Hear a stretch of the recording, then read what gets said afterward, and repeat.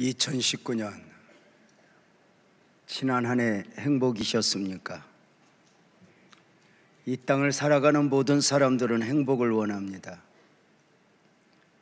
사람에게 있어 행복은 선택의 문제가 아니라 사람으로 살아가면서 누려야 할 가장 근원적 갈망입니다. 행복해야 한다는 것이요, 행복하고 싶다는 것입니다. 그 행복의 중요성을 인정하여 헌법에까지 명시되어 있다는 것 아십니까? 대한민국 헌법 10조에 보면 모든 국민은 행복을 추구할 권리를 가진다라고 명시되어 있으니 행복 추구권입니다. 그 행복을 위해서 사람들은 많은 노력을 합니다. 공부도 하고 취미도 갖고 직업도 가지고 사업도 하고 저금도 하고 결혼도 합니다. 안타까움은 이렇게 많은 사람들이 행복을 원하지만 실상 행복하게 살아가는 사람은 그리 많지 않다는 것입니다. 행복하기 위해는 무엇인가 더 필요하고 더 있어야 한다고 생각들을 하는 것입니다. 그래 그 행복을 위해 사람들은 더 좋은 조건, 더 나은 환경을 추구합니다. 조금만 더 인내하면, 조금만 더 고생하면, 조금만 더 허리띠를 졸라매면 그렇게 더 나은 환경을 원합니다. 더 나은 환경이, 조건이 우리에게 행복을 가져다 줄 것으로 믿기 때문입니다. 그러나 산호라면 인간의 행복은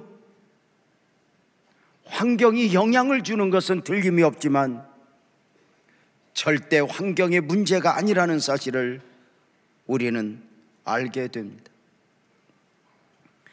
인간의 행복 조건이 어디에 있을까? 모든 인간이 추구하는 행복의 근원은 오직 하나님 안에 있다는 것을 알아야 합니다. 스위스의 철학자 칼 힐티는 그의 행복론에서 인생 최대의 행복은 하나님 가까이 있는 것, 하나님 안에 거하는 것이다 라 했습니다. 하나님을 떠나서는 그 어떤 조건이나 환경에서도 행복할 수 없다는 것입니다. 아우구스티누스도 그의 고백록에서 행복에 대하여 말을 했으니 하나님을 소유한 사람은 행복할 수밖에 없으니 하나님은 행복의 근원이시다 했습니다. 참 행복을 원한다면 하나님을 구하고 하나님에게 가까이 가라는 것입니다. 진짜 과학자는 스스로의 한계 앞에서 하나님을 인정할 수밖에 없다 합니다. 진짜 의사 또한 자신의 한계 가운데 하나님을 구할 수밖에 없다 합니다. 진짜 인생의 맛을 아는 사람들은 결국 창조자 하나님을 구할 수밖에 없다는 것입니다. 역사를 보면 하나님 없어도 인간은 얼마든지 행복할 수 있다고 목소리를 높이는 경우가 많이 있었습니다. 하나님 없이 살아도 자신은 능히 행복하다고 주장하는 것이었습니다. 그러나 사람이 스스로 나는 행복하다 느낀다 해서 그 행복이 참 행복이겠냐는 것입니다. 사람이 긍정 마인드는 대로 나는 행복해 주문을 외운다 해서 행복한 사람이 되냐는 것입니다. 죄송한 이야기지만 자신을 잃어버린 가운데 남은 여생을 살아내야 하는 치매도인들은 행복이라는 말을 들어본 적이 있습니다. 그 치매 노인을 돌보는 가족들은 지옥이 되고 말입니다. 그 치매 노인이 행복한 모습으로 날마다 웃고 있다 해서 행복이겠냐는 것입니다. 정확한 통계인지는 모르지만 해마다 발표하는 지구촌 행복지수에서 대부분 1위는 가난하고 가난한 나라 부탄이라는 이야기를 들어보았습니다. 과연 그들이 행복해서 행복한 것일까? 북한 사람들이 처절하게 살아가면서 김정은 동지로 인하여 행복하다 해서 그 행복이 행복이겠냐는 것입니다. 최근 한동안 긍정의 힘이라는 단어가 우리나라뿐 아니라 전 세계의 화두가 된 적이 있습니다.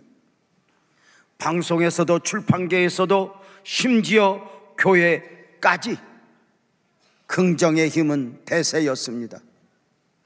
사람이 긍정만 이들을 가지면 능치 못할 일이 없다는 것이었습니다. 목사님들 설교에서마저 긍정의 힘이 복음처럼 외쳐지곤 했습니다. 그렇게 외쳐졌던 긍정의 힘이 근자에는 안개처럼 사라져가고 있습니다. 사람이 긍정 마인드를 가진다 해서 만사 형통일 수 없다는 것을 알아버렸기 때문입니다. 중요한 것은 하나님 없는 긍정 마인드가 무슨 의미가 있냐는 것입니다. 모든 사람들이 갈망하는 행복의 근원이 하나님 안에 있다고 말씀드리고 있습니다. 처음 사람 아담과 하와를 창조하신 하나님은 저들로 하여금 에덴 동산의 둥지를 틀어 살게 하셨습니다. 처음 사람의 삶의 터전인 에덴 동산의 에덴은 행복, 기쁨, 풍요의 뜻을 가지고 있습니다. 하나님께서는 처음 사람들로 하여금 너는 행복하게 살아라, 너는 기뻐하며 살아라, 너는 풍요 가운데 살라고 은혜를 베푸신 것입니다. 그래 처음 사람들은 아담과 하와는 에덴 동산 안에서 하나님이 주시는 온갖 것들을 누리며 살았습니다. 모든 것의 행복이었고 모든 것의 기쁨이었고 모든 것이 풍요로움이었습니다. 분명한 것은 이들이 느끼는 풍요와 행복과 기쁨이 환경에서 오는 것이 아니었다는 것입니다. 오직 하나님 안에서 하나님으로부터 오는 것이었다는 것입니다. 처음 사람의 행복 조건이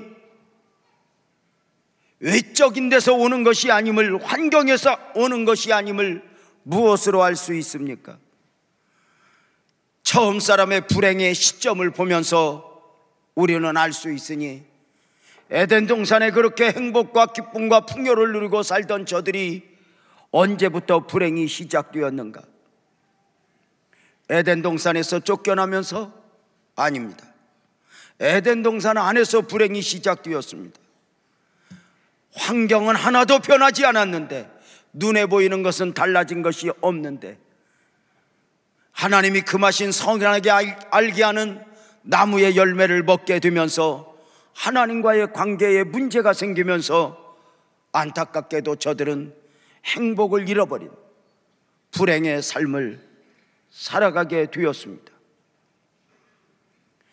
하나님과의 관계가 단절된 후 모든 것을 잃어버린 것입니다. 오늘을 살아가는 인생들에게도 마찬가지입니다.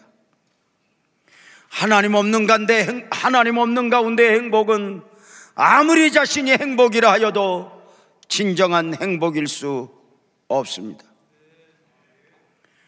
사람들은 여전히 지금도 더 좋은 조건, 더 나은 환경, 그러하면 기뻐하며 행복하며 풍요를 누릴 수 있다고 생각하지만 절대로 아닙니다. 행복은 하나님과의 관계에 있어지는 것입니다. 종종 에덴 동산의 이야기를 할 때마다 질문하는 바가 있습니다. 처음 사람 아담과 하와가 행복했는데 저들은 에덴 동산에서 무엇을 입고 살았느냐고, 입고 살지 않았느냐고 말입니다. 저는 입고 살았다고 이야기합니다. 하나님의 은혜의 옷을 입고 살았습니다. 하나님의 은혜의 옷을 입고 사니 벗은 것이 아니요, 부족한 것이 아니요, 부끄러운 것이 아니었습니다. 하나님 안에서는 그 어떤 것도 문제가 될 수 있는 것도 문제가 되지 않았습니다. 하나님의 사람에게는 내가 지금 노예로 살고 있다는 것도 문제가 되지 않았습니다. 하나님의 사람에게는 내가 지금 억울하게 감옥에 들어간다는 것 자체도 문제가 되지 않았습니다. 하나님의 사람에게는 그 어떤 환경도 그들을 불행하게 만들 수 없었습니다. 저들은 하나님의 은혜의 옷을 입고 있었기 때문입니다. 그러나 처음 사람 아담이 하나님과의 관계에 문제가 생기면서 갑자기 현실이 되어버렸습니다. 벗은 것이 부족한 것이 되었고, 부족한 것이 되었고, 부끄러운 것이 되었던 것입니다. 사랑하는 성도님들, 우리 모두는 주님을 알고 주님을 믿는 사람들, 하나님 안에서 살아가는 사람들입니다. 바라께는 우리 모두 참 행복의 의미가 하나님 안에 있다는 사실을 기억하고 은혜의 옷을 입고 또 한번 삶을 엮어갈 수 있는 복된 은혜가 있기를 주님의 이름으로 축복합니다. 성경은 하나님의 사람의 행복을 신명기서 33장 29절에서 이렇게 말합니다. 이스라엘이여 너는 행복한 사람이로다. 여호와의 구원을 너같이 얻은 백성이 누구냐고 말입니다. 구원의 은혜를 입은 사람은 마땅히 나는 행복한 사람이야 해야 합니다. 왜냐하면 나는 하나님 안에 있기 때문입니다. 그 어떤 조건에서도 마찬가지입니다. 선택의 여지 없이 모든 상황 속에서 행복을 만들어내야 하니, 최악의 상황 가운데서 행복을 외쳤던 하박국 선지자의 영성을 보면 하박국 3장 16절에서 18절, 우리 18절까지 세 절인데 한 목소리로 한번 읽어보겠습니다. 내가 들었으므로 내 창자가 흔들렸고 그 목소리로 말미암아 내 입술이 떨렸도다. 무리가 우리를 치러 올라오는 환난 날을 내가 기다림으로 썩이는 것이 내 뼈에 들어왔으며 내 몸은 내 처소에서 떨리는도다. 비록 무화과 나무가 무성하지 못하며 포도나무에 열매가 없으며 감람나무에 소출이 없으며 밭에 먹을 것이 없으며 우리의 양이 없으며 외양간에 소가 없을지라도 나는 여호와로 말미암아 즐거워하며 나의 구원의 하나님으로 말미암아 기뻐하리로다. 이 하박국 선지자의 고백에 곡을 붙인 노래가 있다는 거 다 아시죠? 무화과 나무 잎이 바르고 포도 열매가 없으며 반주 안 할 거지. 논밭에 식물이 없어도 외양간에 송아지 없으며 모든 것들이 없어도 나는 여호와로 즐거워하리, 나는 여호와로 즐거워하리, 난 구원의 하나님을 인하여 기뻐하리라. 사랑하는 성도님들, 상황이 어떠하든지 내가 오늘 하나님 안에 하나님을 믿는 사람으로 있다는 사실, 이거 하나 굳게 믿고 행복을 선포하며 삶을 엮어갈 수 있는 복된 은혜가 있기를 주님의 이름으로 축복합니다. 그렇게 행복을 품고 살아가는 사람들은 행복을 담아내야 될 절대 요소가 세 가지가 있다고 말씀을 드리고 싶으니, 먼저는 가정이요, 다음으로는 교회요, 그리고 개인적으로는 마음인데, 우리가 가정에도 은혜를 입어야 하고 교회에도 은혜를 입어야 하고 우리 마음도 은혜를 입어야 되는 것입니다. 그래서 먼저 은혜를 입은 우리 모두의 가정에 행복을 담아냈으면 좋겠고, 조금 부족할지라도 가장 행복한 곳은 우리 가정이라고 말하면서 살아갈 수 있는 복된 은혜가 있기를 주님의 이름으로 축복합니다. 참 행복을 위해서 가장 우선은 가정입니다. 하나님께서 처음 사람을 창조하시고 그 사람에게 제일 먼저 선물로 주신 것이 가정입니다. 처음부터 모든 사람은 가정 공동체 안에서 행복을 누리며 살도록 그 삶의 원리를 제정해 주셨습니다. 가정은 인간 행복의 기본 공동체입니다. 그래서 사회적으로 아무리 출세를 하고 많은 것을 이루었어도 가정이 무너지면 행복을 상실하게 됩니다.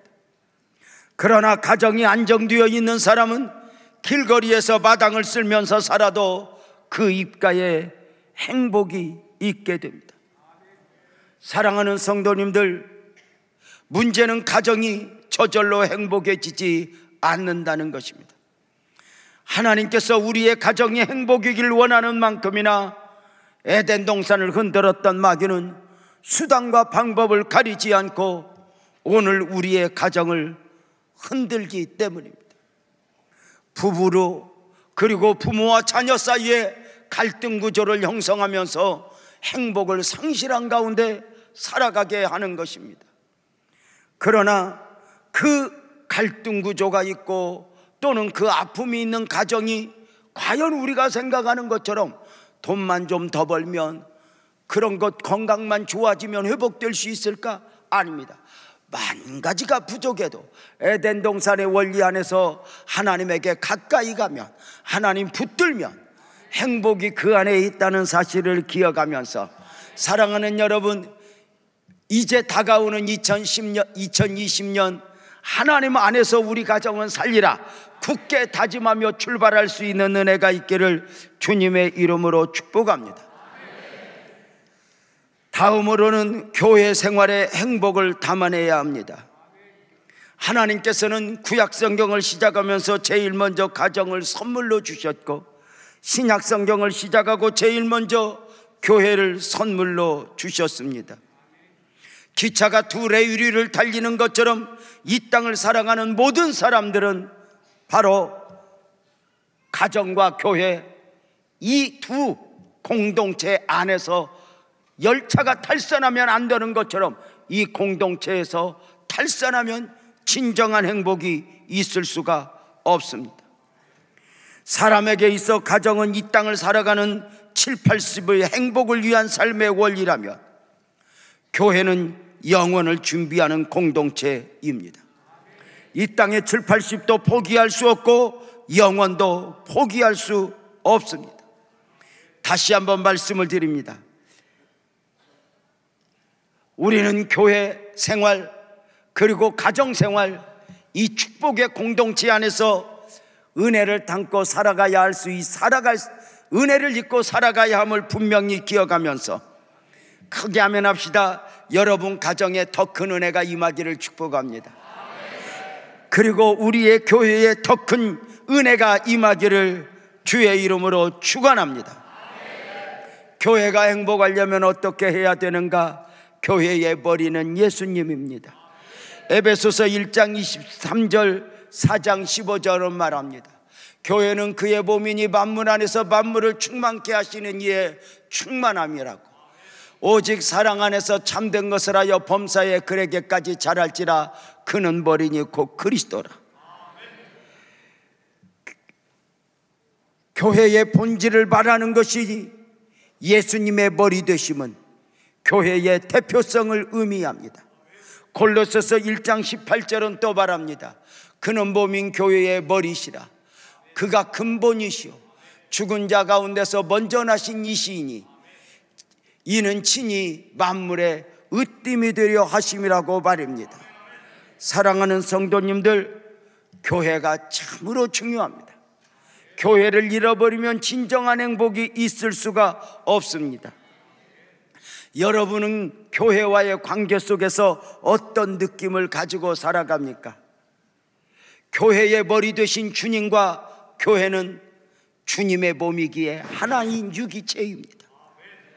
성도는 주님과의 관계 속에서 네가 내 안에 내가 네 안에, 주님과 나 또한 하나입니다. 똑같습니다. 주님과 교회가 하나이듯 나와 주님이 하나이듯 크게 아멘합시다. 오늘의 교회와 나도 하나일 수밖에 없으니 바로 내가 교회에 지체된 사람이기 때문입니다. 그래서 교회가 아프면 함께 아프고 교회가 행복하면 함께 행복할 수 있다. 저는 우리 교회 장로님들에게 이야기를 합니다. 우리 장로님들이 열심히 사역하는 것도 정말 중요하지만 우리의 가장 큰 역할 중에 하나는 교회를 평안하게 하는 거라. 그래서 성도들이 적어도 교회 때문에만은 아파하지 않게 해자고, 조금 더 마음 비우고 좀 더 내려놓고 그렇게 교회를 평안하게 섬겨보자고 말입니다. 사랑하는 여러분, 교회가 은혜를 입어야 하고 교회를 통해서 은혜를 입어야 하니 교회와 나와의 관계는 이 부분이 정리가 돼야 됩니다. 한번 따라서 합시다. 나는 교회다. 더 크게 따라서 합시다. 우리는 빛나교회다. 주일학교에서 그렇게 한다는데 우리도 한번 해볼까요? 내가 앞에 할게, 여러분들이 뒤에 해봐요. 나는, 정신을 차리세요. 다시, 나는 교회다. 우리는, 그렇습니다. 우리는 빛나교회입니다. 다시 한번 하겠습니다. 나는, 우리는, 여러분, 이 우리라고 하는 이 공동체 안에 더 많은 은혜의 옷을 입고 행복을 담아낼 수 있는 복된 은혜가 있기를 주님의 이름으로 축복합니다.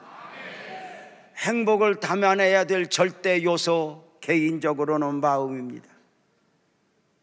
마음은 행복을 담는 그릇이요, 은혜를 담는 그릇이요, 생각을 담는 그릇입니다.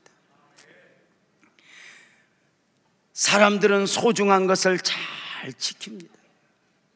건강을 지키고 재산을 지키고 명예를 지키고 가족을 지키고 애장품을 지키고 많은 것을 지키는데 그 지켜야 할 많은 것들 중에 우리에게 성경 잠언서 4장 23절은 말합니다. 무릇 지킬 만한 것 중에 더 내 마음을 지키라.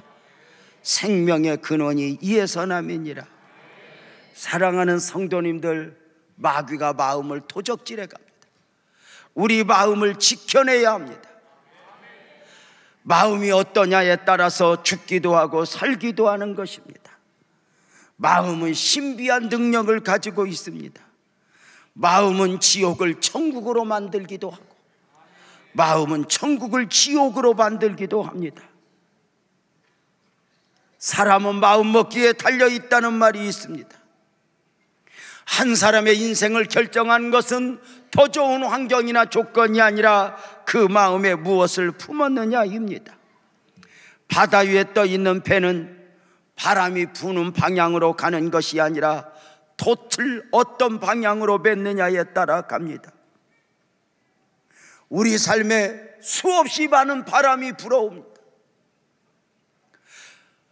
그러나 그 바람이 부는 대로 우리가 흔들려서는 아니 됩니다.